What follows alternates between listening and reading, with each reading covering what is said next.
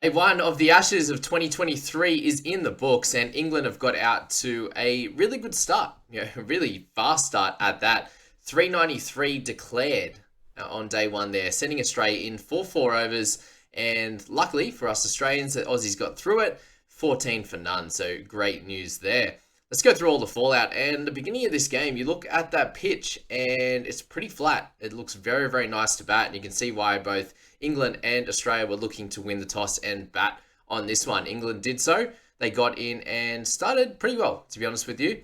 It kicked off well with a terrific four. That sounded like a rocket, that Zach Crawley boundary there. And you could just tell that that ball there didn't move at all. That first hole over of Pat Cummins just didn't do anything.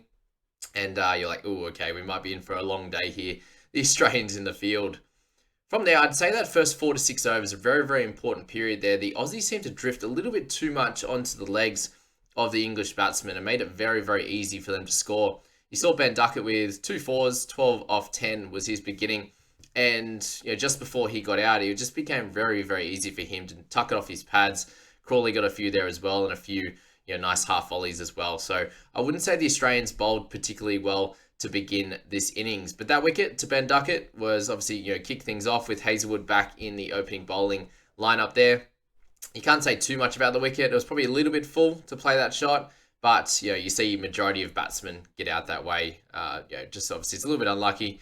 But he's looking to be an aggressive mindset. He does not leave the ball, as we said in the preview there, that he's left 8 balls in his last 710 or something crazy. So that shot, didn't come off, and one down early. They brought Ollie Pope to the crease, and it really just continued from there. The bowling on that leg stump line, middle and leg, just a little bit too straight, compared to what the Australians normally bowl.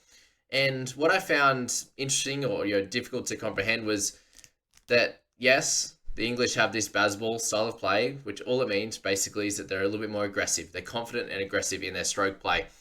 The Aussies from the start had a deep backward point, which very, very defensive to kick things off. And yeah, sure, like when it does, they whack one out there and it ends up being a single, everyone's like, cool. But they're forgetting all the other times where they were able just to drop a single in there very, very easily. And that just alleviates pressure. We'll speak about pressure a little bit later when we get to Harry Brook and how he got out. But they just didn't build any in that first sort of 10, 15, 20 overs. And Crawley and Ollie Pope were able to do their thing very, very comfortably. You see Ollie Pope here, he was able to strike at a 70.45 with just 2 fours. So 31 off 44 there. He scored plenty of runs, 23 there without boundaries and almost at a runnable clip. And I just feel like the Aussies made it a little bit too easy on him. You look at Zach Crawley and he had some terrific stroke play. So a little bit different to that of Ollie. They almost scored at the same strike rate, but Crawley was with boundaries and Ollie Pope was able to do it with singles and twos. And I just feel like it was a little bit too defensive on the Aussies' part there. Ollie Pope then managed to get out a nice skidder, sort of faster ball there from Nathan Lyon. I think overall Nath bowled very, very well on this day, was very consistent and had that quicker one that's kind of skidded through a little bit off this wicket that's pretty flat and pretty nice to bat on. So Ollie went down there, and at that point you'd lost 2 wickets for 92. So not in too bad a place for both squads. And for the majority of this innings, the Aussies seemed to take timely wickets. The English would start to create a partnership, and then they'd get a wicket, and it went like that for a while there. Zach Crawley was the next to go at 61, and that was the best ball of the day. You got a terrific edge off the gloves through to Kerry there off Scott Boland, so shows where his importance is in this side. While we're here on Scott, we'll just have a look at his economy rate. He actually went for over 6 and over. So 14 overs there, 1 for 86. So apart from that ball, I think he bowled okay. He seemed to bowl a little bit too full. Sometimes in other sort of pitches in other parts of the world, in Australia, he seemed to bowl a similar line, probably a little bit shorter than that. And a little bit more around the 4th and 5th stump. I just don't feel like he bowled his best. He was a little bit straight. He was a little bit wide in this one. And that showed with his economy and why he went for more than the other guys. But we should also speak about Mitch Starc being dropped for this one. So Scott Boland keeps his spot there. Hazelwood comes in and plays. And the 3 right-hand pace attack is the way they went for it. Obviously with Scott, he was just bowling so well that it was very hard to leave him out. And I know a lot of people are happy that he's in there. But what his job was is to come in. He's very much an economical bowler, and for him to come in and do that against this aggressive style of play from the English would have been the goal for the Aussies, and that didn't happen as much with him going for over 6 and over. You see, Hazy is obviously fairly economical as well at 4, and then Pat at 4.2. So it shows obviously the way that English play. They tend to go at about that 5 and over in this new style. So yeah, I just wanted to note that there. The Scots' goal was to come in and be economical and get wickets through the pressure, and that wasn't able to happen for him in this one. He got that one against play there with Crawley, which was just a great ball there. So 3 down at this point. Joe Root is at the crease with Harry Brook, and they again begun to make a really, really good partnership there. Joe's looking incredible, and obviously saw he got 118 here, so big congratulations to him. What a terrific that innings that was, and some shots a little bit later on that we'll go through were just incredible. But Harry there, when he got his chance to hit the ball, incredible. There's one of those ones he walked down the wicket off, I can't remember who it was, one of the pace boys, and just lofted it over cover. The man has some talent, that's for sure. But this wicket off line, we'll back it up a little bit. The over before, well, he blocked out a maiden, which is really, really important there. Really strange. First one of the game, probably 30 odd overs in, I believe. Let me check. 37. Yeah, 36. About 36 overs in at that point. No maidens. So that was the first time he actually decided to block the ball. And then this one here has got a short ball on his hip. I'd really recommend you go and watch it. Obviously bounced up and over his head and then kicked onto the stumps. That was a big turning point and very much a needed wicket for the Aussies. So a little bit of luck there, but yeah, it was worth it and needed. Not long before that, Travis Head had a diving forward catch at deep backward point that fell out of his hands when he hit the ground. His elbows, he didn't have it completely in his hands before he hit the ground. So I suppose a little bit of a square up for that drop catch. But yeah, when Brook went down, brought Ben Stokes to the crease. We thought he would bat probably behind Bairstow, but he came in early, flashed at one, definitely nicked it. It was clear as day, and still went up in challenges. So that was fun. But losing 2 wickets back to back there was really, really important. It obviously brought Root and Bairstow to the crease, and the rest is history. But that 5 down was very much a turning point, and the Aussies were on top and in front at that point. The partnership between Root and Bairstow happened. Root batted perfectly. Did not look like he was going to get out at all. Johnny looked like when it was coming back into sort of middle of leg, he kept catching the inside edge of the bat. But then, when they'd bowl a ball that he wanted, he would hit it for 4. So he had that kind of mix where he didn't get bogged down and annoyed with himself for not hitting those ones that came into his body too well. They were good balls, obviously, but he just wasn't defending it like what Root was, for example. But when he got the right ball, he played it accordingly, and his 78 off 78 absolutely turned this game around. And Joe Root obviously batting with him for the entirety of this innings before they decided to declare. But Joe, with some of those shots that he can play, you saw when they'd show highlights of Vazball that Joe Root was playing those reverse ramps. He did it another couple of times and got a couple of sixes out of it. So it's obviously a shot that he is comfortable and confident playing in.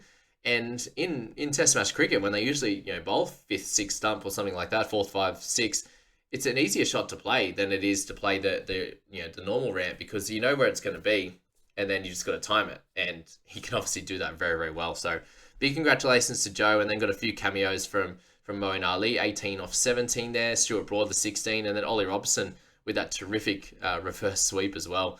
They went straight past Smithy before they decided to declare.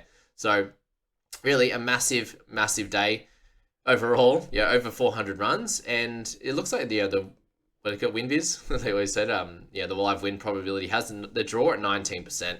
I just don't see it happening. I get that. There's lots of runs in this one. The pitch is pretty nice to bat on, but with an aggressive team like England, I imagine Australia will score pretty quickly as well. Not as fast, but I'd say around that 4 and over. I just see there being too many runs, but the scoring is too quick. It's not going to be 500 in 2 days of batting. It's 400 here in one, and I've already got Aussies into bat. So that's that. Let's talk about the declaration then. So obviously, if you're used to watching Australia play or a lot of other nations, they'll get to sort of the 450, 470, 480, 500, and then they'll look to declare. England have played this very, very differently. They've won a test match against New Zealand, I believe, where they declared very, very early and just backed their bowlers. And that's the only reason, that's the only way they could actually win that test match, was if they went for it. A lot of nations like in the past haven't really exposed themselves to that type of risk of actually losing a test match. They'd rather draw it rather than have that chance of losing it. Maybe you can go up the extra 50, 100, and then if the other team collapses, then we'll win.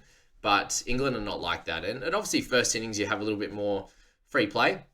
And big reason there is obviously their aggressive nature. So they want to go, okay, we want 4 overs at the Aussies. If we can get a wicket or 2 in that time, then we're clearly dominating this test match already on day 1. If they continue to bat, look, it could get to 5, 10 overs tomorrow, and they're on 430, 440, and then they send Australia into bat, and they've had that whole day to prep their openers. Whereas this one here, you get the openers of Australia under pressure and a little bit tired, obviously spending the whole day in the field. And you've got the Broad versus Warner matchup as well. And just a point on Davey there, they obviously didn't lose a wicket, which was great. Warner faced 2 overs of Broady there. Well, the first one just straight out. And you can tell a lot of nervous energy. He almost, he wanted a single first ball with Khawaja, and he was like, oh, no way. And then there's one where he had to send Khawaja back because he was just trying to get off strike. So that was where the nervous energy was. I don't believe that he was too nervous, or he showed the nerves when he was actually facing Broad. What we spoke about in why he struggles against Broad in that video previously, so go back and watch that if you haven't, guys. It was a very interesting one. Warner there, just not sure where his stumps was. He was poking outside off a little bit. He wasn't being aggressive when he was playing outside off. And a lot of the time he was, kind of playing outside off when the ball was coming into his pads. In this one here, he defended really well when it was straight. And when it was outside off, he went hard at it and got all his body into the ball. So massive, massive improvement. Got to give Warner his props there. And he gets 2 fours away early in this one. So again, out of that early sort of 0 to 5, where we're all very nervous and worrisome there, Warner was great on that one. You see Khawaja, again, just poked that first ball he faced. It wasn't there, and then just poked out there, and thankfully he got the middle of the bat and got a couple runs there. But yeah, that's something that both of these players, if they can keep within themselves and then play hard when it's full and outside off, I think they're going to do really well. But this is a pitch that's very, very different to what we usually see in England. And does anyone think why? The reason would be the way that England are playing. Why would you want a ball that's moving, a pitch that's moving around a lot? It's a very hard or very difficult to bat when your style of play is to be expansive. So they think that they've got a little bit of an advantage across Australia with that type of pitch. I would disagree though. This is similar to a pitch that Australians love batting on. It would very much feel similar to batting at home for them. So I'm really interested to see how the Australians go tonight. I think they're going to do really well. Will they be able to score as fast? I don't think so. Do they need a couple of big partnerships like England did? Of course they do.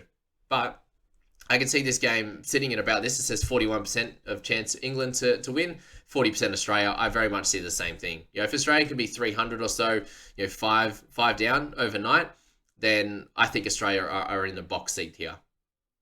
The only issue here is going to be how the pitch deteriorates over time. Will it be really bad on day 4 and 5? You saw Lyon get some spin already. And I feel like the fast bowlers, it tend to get a little bit easier for them through that middle part of the bowling innings there. Lacquer came off the ball and started moving around a little bit more, and then obviously got a little bit easier at the end, but you did have Root and Bairstow in good form there. So that's my reaction and analysis for day 1, guys. I'm very excited to see the Aussies bat tonight. Let me know your thoughts on the day 1 of proceedings in the comments. I can't wait to see you guys in there, and really enjoyed tonight. I hope it's great.